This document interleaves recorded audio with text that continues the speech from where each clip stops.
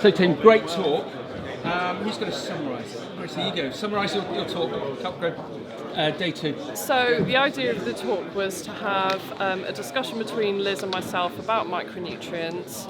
Neither of us are experts in the context of potatoes specifically, but Liz has got a hell of a lot of knowledge on soil science, and I work with growers and I try to advise growers on best practice when it comes to micronutrients.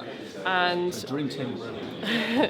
that was the idea. So it just kind of just to have a sort of a thought-provoking conversation around micronutrients, highlight some of the ones that we might be worried about in potatoes, and have a look at the science, think about it from a practical point of view, and And auditorium was full, and everyone was encaptured. Elizabeth, what was your take on it? Yeah, I think one of the things that was really interesting, there is some science that suggests that calcium only moves up through the plant. So that's really important because it means that you wouldn't target putting calcium onto the leaves to get to feed the tubers. The logic is the science suggests that doesn't work.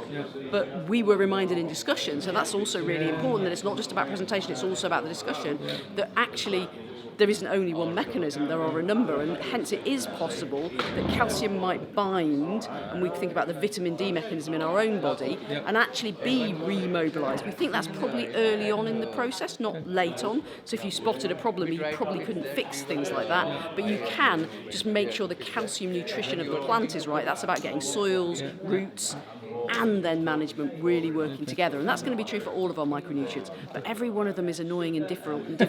So when you learn something about zinc, it doesn't answer your question about molybdenum. And when you learn something about boron, it's not going to help you with... So actually, we need to be continually in conversation about what we're learning and how that makes sense. And again, what I liked was that there were questions coming up from Slido from farmers and the trade. And again, just a big up CUPGRA. You wouldn't normally see this sort of delivery in a context like that. So it's another reason to collaborate, to be a member of CUPGRA. Yeah, great.